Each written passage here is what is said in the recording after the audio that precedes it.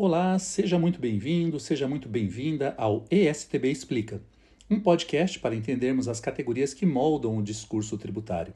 O programa é uma iniciativa da Escola Superior de Tributação de Brasília, a ESTB, um espaço dedicado à pesquisa, ao ensino e à disseminação de um olhar mais amplo e crítico sobre o campo da tributação. Eu sou Márcio Campos, coordenador acadêmico da ESTB, e nosso objetivo aqui não é apenas explicar termos técnicos, mas questionar os modelos de pensamento que sustentam as narrativas sobre a tributação. Hoje damos continuidade à trilogia sobre os atores do campo tributário, o ABC do campo, iniciada no episódio anterior, no qual nós falamos da academia, que seria o A do ABC do campo. Hoje nós vamos falar do B, que é a burocracia. Um ator que exerce papel central no funcionamento do campo tributário, mas cuja posição é marcada por ambiguidades profundas.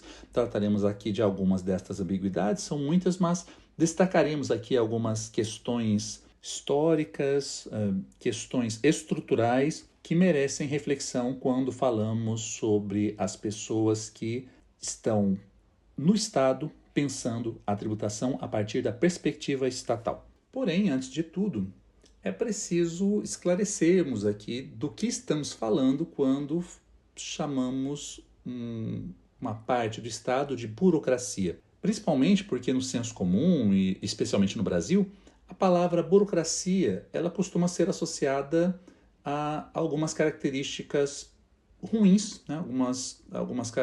Ela possui uma conotação pejorativa quando atribuída à atividade estatal, dando a entender a ideia de lentidão, dando a entender a ideia de excesso de formalismo, excesso de papéis, excesso de formulários, rigidez de processos. Embora essa percepção ela seja bastante reducionista, né?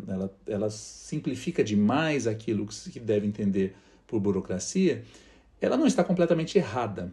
Porque a ideia de formalização, sobretudo a ideia de formulário, a materialização do formulário como um elemento de trabalho, ele é parte do processo histórico de racionalização, né, que resultou no Estado moderno, e ele simboliza, sim, esse aspecto da burocracia, pelo menos um dos aspectos da burocracia. Então, essa visão não está completamente errada, porém, o nosso foco aqui é outro. A gente não está aqui preocupado em tentarmos explicar se a existência de um fracionamento da atividade, a impessoalidade, a fragmentação das informações em processos formulares para serem processadas dentro do Estado, se isso faz sentido do ponto de vista da racionalidade dos trabalhos ou não é disso que estamos tratando, mas nós estamos aqui falando da burocracia num sentido mais acadêmico, naquilo que se costuma dizer no sentido weberiano. Para quem não tem familiaridade com a expressão, esse adjetivo ele faz alusão ao sociólogo alemão Max Weber, que desenvolveu todo um estudo, toda uma narrativa sobre a burocracia e que conecta a própria existência da burocracia a essa emergência do Estado moderno, sobretudo no século XIX. E ao fazê-lo, ele destaca a burocracia enquanto um conjunto de funções, enquanto um conjunto de processos institucionalizados e aí que vem o que nós realmente queremos destacar aqui, esse é o ponto da nossa conversa de hoje, da nossa fala de hoje, dos atores sociais que ocupam esse espaço dentro da estrutura do Estado. No campo tributário, essa burocracia ela é composta principalmente por servidores públicos que atuam diretamente nos processos de arrecadação e de gestão tributária ou de gestão fiscal. Nós costumamos chamar no Brasil esses profissionais, esses servidores públicos de auditores, inspetores, enfim, quaisquer profissionais que lidam com o fenômeno tributário sob uma ótica conhecida como atividade financeira do Estado, né? Ou atividade arrecadatória do Estado. Então, essa burocracia fiscal ela é distinta de outras burocracias, isso é importante dizer, né? A burocracia não é apenas aquela do Estado. Qualquer processo de impessoalização dessas relações em que se dividem tarefas para várias pessoas e que o significado dessa divisão é a emergência de uma outra entidade que não necessariamente se confunde com a das pessoas que as formam, tudo isso pode ser resumido como processos burocráticos. Porém, normalmente a palavra burocracia está associada ao Estado e jamais à iniciativa privada, mas a burocracia estatal existe assim como existe a burocracia privada, e nós estamos aqui falando da burocracia do Estado. Então, todas essas questões que foram mencionadas sobre essa preocupação com esses fenômenos propriamente estatais, eles obviamente estão atrelados a essa segunda burocracia e não a burocracia privada. Mas, como dizia, essa burocracia ela se distingue, portanto, de outras burocracias por essa concentração sobre a atividade financeira do Estado e também se distingue de outros atores institucionais também estatais por ela possuir estabilidade, por ela desenvolver uma carreira socialmente percebida como uma carreira técnica e por uma suposta neutralidade em relação ao jogo político de ocasião. Falamos em suposta neutralidade, o que já denota o nosso cinismo em relação a esse fato, nós vamos discutir por quê. É importante destacar que existe uma expectativa, seja ela exagerada ou não, mas existe uma expectativa social e, eu ousaria dizer, da própria burocracia em relação a si mesma, de que ela se distingue de outros atores justamente por esse certo isolamento, essa centralidade em torno do seu próprio tecnicismo. Mas será que essa neutralidade existe de fato, né? Acho que a grande questão é essa, né? Como essa burocracia ela se relaciona com esses outros agentes do Estado. Já deixei claro aqui que a sua divisão em relação a outras formas de burocracia diz respeito ao objeto, às suas preocupações, a sua ligação íntima com a atividade financeira do Estado. Mas outros atores, não necessariamente identificados como burocratas, também possuem uma ligação muito estreita com a atividade financeira do Estado ou com essa perspectiva pública, essa perspectiva estatal. E aí a pergunta é essa: qual é a diferença dessa burocracia estatal em relação a esses outros agentes, especialmente os atores políticos? Ou seja, existe sim dentro da figura estatal uma tensão, que é essa tensão entre uma expectativa de uma atividade técnica versus uma expectativa de uma atividade política. Isso leva a nossa conversa para uma segunda parte, né, dedicada a tentar entender essa tensão técnica versus política e identificar os possíveis desdobramentos desta relação historicamente tensa. Uma das características mais marcantes da burocracia moderna, portanto, é a sua tensão com o poder político. De um lado, temos servidores estáveis, né, pretensamente técnicos, que permanecem nas instituições mesmo quando os governos mudam.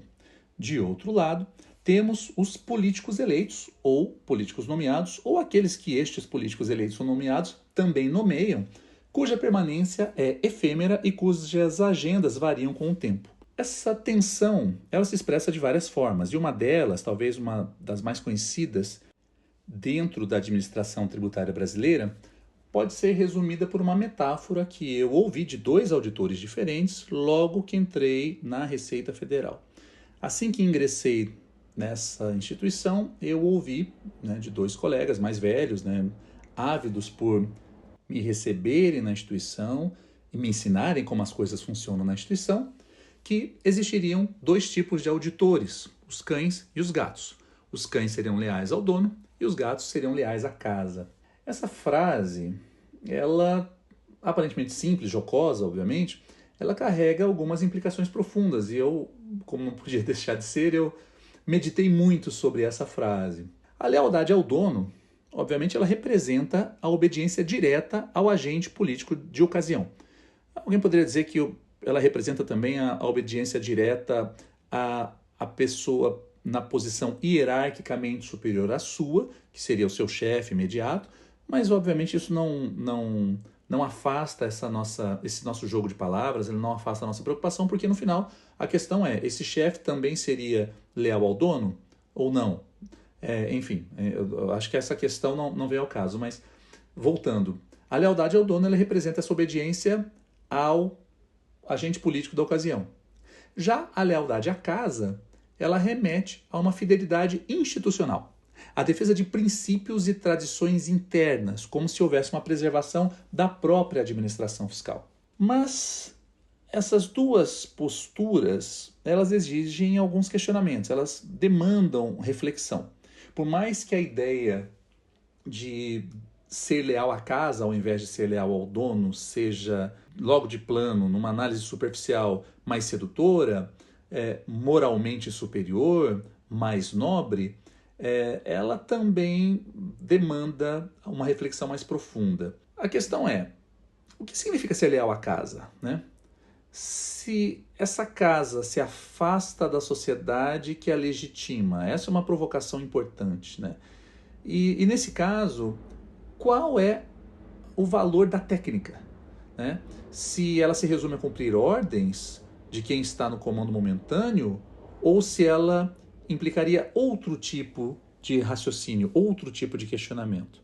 Enfim, essas perguntas são provocações importantes, elas nos conduzem a uma exploração maior dessas categorias e, obviamente, essa tensão e essa alegoria, ela não surge com a administração fiscal brasileira moderna, nem nada disso. Talvez a metáfora jocosa, sim, mas o que está por trás dela, não.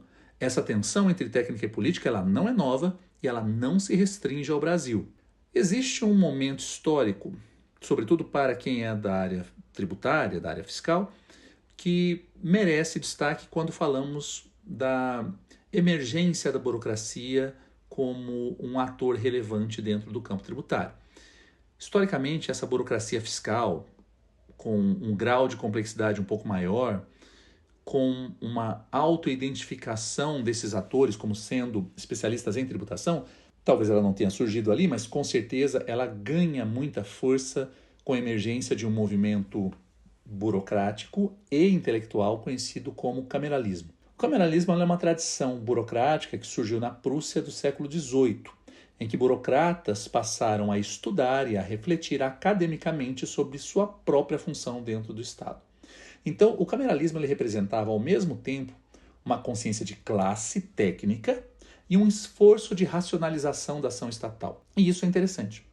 O cameralismo, se a gente quiser utilizar aqui a nossa estrutura do ABC do campo, ela teria um pé no A e um pé no B, ou seja, ela seria tanto acadêmica quanto burocrática, porque ela é burocrática no sentido de que as preocupações que desencadearam o movimento são preocupações de natureza burocrática, porém, a fuga para a busca de respostas não se deu exclusivamente dentro do ambiente burocrático, mas sim invadindo o espaço da academia. Então, o cameralismo ele tem essa dupla acepção e por isso que ele deve ser reconhecido como relevante tanto para o A quanto para o B. Mas o nosso foco aqui na conversa de hoje é especificamente em relação ao B, a burocracia. E sobre esse aspecto, pode-se dizer que neste momento histórico e neste local, né, geograficamente localizado na Europa, que de uma certa forma nasce a burocracia fiscal moderna. Uma classe que se vê como guardiã de um discurso técnico que não pode ser manipulado pelo poder político, pelo menos não diretamente, mas que também corre o risco de se tornar autorreferente, encastelada e distante da sociedade. É preciso fazer uma pequena ressalva, já que nós levantamos a existência do cameralismo num contexto de discussão sobre a tensão entre técnica e política, confrontando de um lado a burocracia estável e do outro o poder político transitório. Obviamente, a ascensão do cameralismo ela se deu num momento histórico reconhecido por alta concentração de poderes, né, nas mãos do monarca. A Prússia do século XVIII consistia, né, num Estado absolutista em que um déspota, ainda que esclarecido, tomava todas as decisões e autorizava este tipo de atividade acadêmica / burocrática. Então, obviamente, se quisermos transportar o cameralismo para o momento moderno, nós temos que fazer algumas adaptações, né?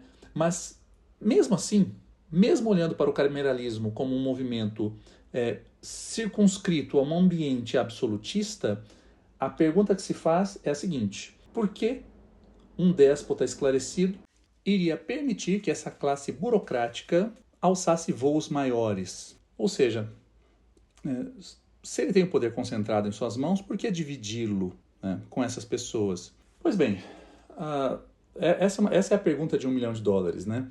Mas, aparentemente, isso decorre do reconhecimento de um outro tipo de poder, né? Do reconhecimento da existência de um poder consubstanciado no domínio de um discurso técnico. Isso é interessante.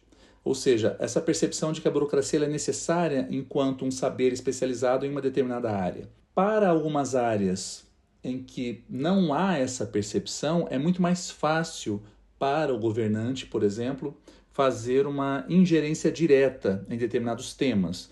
Não vou citar temas aqui, mas nós vemos isso acontecer, por exemplo, quando um determinado governo chega e ele coloca pessoas, entre aspas, inaptas, no sentido de que não são especialistas nessa área para cuidar de determinados setores. Enquanto em outros, invariavelmente, as pessoas que estão lá são pessoas do campo. Pode até ser questionado se essa pessoa também seria inapta, no sentido de não ser um bom gestor, não entender tanto quanto seus pares, mas é uma pessoa do campo. Dificilmente, ou quase nunca, nesses casos, há a inserção de uma pessoa que não seja daquele campo. Mas enfim, encerrando essa questão e partindo para aquilo que eu acho que é o ponto central, né? Como eu disse, o cameralismo ele nos dá alguns aportes interessantes para pensar o papel da burocracia, mas ele, por si só, não permite compreender o que é essa burocracia no Estado moderno, embora as raízes sejam as mesmas. E trazendo isso, como eu disse, para o Estado moderno, a pergunta fundamental que atravessa toda essa discussão é: o que a burocracia entrega à sociedade, né? Se a lealdade ao dono anula a autonomia técnica, o que gera um paradoxo quando eu falei sobre o déspota esclarecido, né? Mas enfim, se a lealdade ao dono anula a autonomia técnica e a lealdade à casa gera isolamento institucional, qual é o caminho possível para a burocracia fiscal? A resposta para isso talvez esteja na consciência de que nenhum discurso técnico se sustenta sem legitimidade social. A burocracia só existe enquanto houver confiança coletiva de que ela entrega valor, de que ela organiza sistemas complexos com eficiência e equidade. Daí a minha provocação de pensar a razão pela qual o déspota esclarecido confiou àquela burocracia prussiana o direito ou a prerrogativa de dizer tecnicamente sobre a atividade arrecadatória do Estado. Ou seja, podemos trazer isso para o tempo moderno e pensar sobre como a sociedade vê essa classe, como a sociedade vê a classe burocrática fiscal e como a sociedade espera que os resultados dessa atividade lhe sejam entregues. E neste caso, não basta o burocrata se colocar em um pedestal, em uma torre de marfim e acusar a sociedade de não saber qual é a resposta tecnicamente mais correta. Ela não tem que saber isso. Quem tem que saber isso é a burocracia. Se há uma falha de comunicação, esse problema é da burocracia. A burocracia deve ser capaz de explicar à sociedade todos os seus tecnicismos e a razão da sua própria existência. Se a burocracia, como resposta a anseios em direções não consideradas corretas tecnicamente, reage com desdém a esses anseios, ela fatalmente será desacreditada e, no limite, será questionada por aqueles que conferem a essa própria burocracia a prerrogativa de ocupar esse local social. Então, se essa percepção se perde, a classe burocrática perde também sua razão de ser. Né? Como foi dito, a burocracia só existe quando houver confiança de que ela entrega alguma coisa para a sociedade. Afinal, assim como a academia, com quem compartilha tantas semelhanças, a burocracia é uma construção histórica e, portanto, revogável. A sua permanência enquanto um local de construção, de um conhecimento técnico, de um saber específico, de um saber distinto de um saber comum, de um saber que ocupa uma posição maior na escala de complexidade dos debates, se a sua permanência depende da capacidade de responder aos desafios sociais com competência, responsabilidade e abertura crítica, é na própria sociedade que a burocracia vai ter que se ancorar para justificar a sua própria presença dentro desse ambiente. Apenas para que essa questão não fique muito etérea, né? Mas isso é uma questão muito filosófica sobre reconhecimento social, sobre legitimação. Qual é a repercussão prática disso? Bom, Para alguém que lida com atividade arrecadatória do Estado, eu tenho uma tendência muito grande a enxergar as coisas com base nos elementos que são familiares à minha atividade. E acredito que o primeiro elemento de legitimação, talvez um dos mais importantes de todos, né, que servia para a academia e serve também para a burocracia, é o financiamento público, né? Não podemos nos esquecer que a burocracia, neste caso, mais até do que o A ou do que o C, ela depende exclusivamente da arrecadação. Ela depende exclusivamente do dinheiro do contribuinte. Então, quando nós falamos de reconhecimento social, nós estamos falando de financiamento. Não estamos falando apenas de alguma coisa que seja interna, que seja subjetiva, que pertença ao íntimo do indivíduo. Não é nesse sentido. É no sentido de financiar a atividade burocrática, de pagar os salários dessa atividade burocrática, de financiar quaisquer projetos que a burocracia pense em colocar em prática. Coisas, por exemplo, parcerias internacionais, organização de determinados eventos, a instituição de um determinado projeto, a alocação de recursos, sejam recursos financeiros diretos, seja tempo de trabalho, seja qualquer outro tipo de ativo em projetos específicos para alcançar determinados fins. Que fins são esses? São fins que podem ser facilmente justificados à sociedade, são fins que somente podem ser percebidos enquanto relevantes pela própria burocracia ou por pessoas altamente capacitadas para compreender o fenômeno, e no nosso caso o fenômeno tributário. Se sim, para estas últimas questões, temos um grande problema. Temos um problema de distanciamento, um problema de isolamento que, reitero, no limite pode levar à própria descrença da sociedade em relação ao trabalho desta burocracia.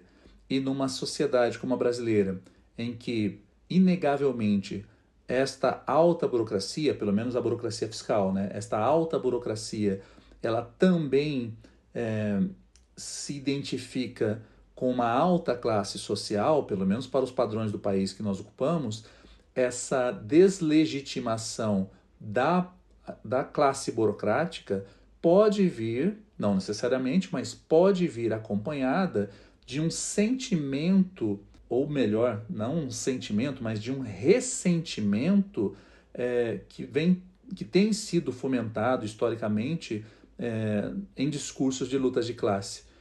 No Brasil, claramente isso é visível quando se verifica acusações contra a classe burocrática, no sentido de ela ser altamente remunerada, no sentido de ela ser desproporcionalmente remunerada e de não entregar nenhum tipo de benefício à sociedade. Então, essa sensação de exploração ela deve ser combatida, e ela só pode ser combatida de um modo. Esse modo não é negar um certo elitismo dessa classe, seja este um elitismo meramente financeiro, o que não é o elitismo relevante aqui, mas um elitismo técnico. Um elitismo no sentido de serem pessoas que possuem um conhecimento muito maior do que a média necessário para o funcionamento da sociedade nos temas que lhe dizem respeito. E que esse elitismo ele sirva como um elemento motivador para uma entrega maior. Esta é a mensagem, de maneira mais clara. Não é uma questão de simplesmente negar a existência de uma posição de elite, o que é óbvio e inegável. Não se trata de negar isso, não se deve tentar negar isso, mas sim de entender que com essa posição, ou seja, por estar nessa posição, a classe burocrática deve entregar mais do que normalmente deveria entregar. Enfim, meus amigos, minhas amigas, muitíssimo obrigado por acompanhar mais este episódio do STB Explica. E nosso próximo encontro será o 7º episódio da série no dia 28 de maio. Nós vamos tratar sobre a letra C, os contribuintes. Também tem as suas particularidades, também tem as suas tensões internas, os seus conflitos, mas também nos proporciona uma visão bastante profunda, bastante sofisticada, eu diria, sobre o comportamento do campo tributário. Até o próximo episódio.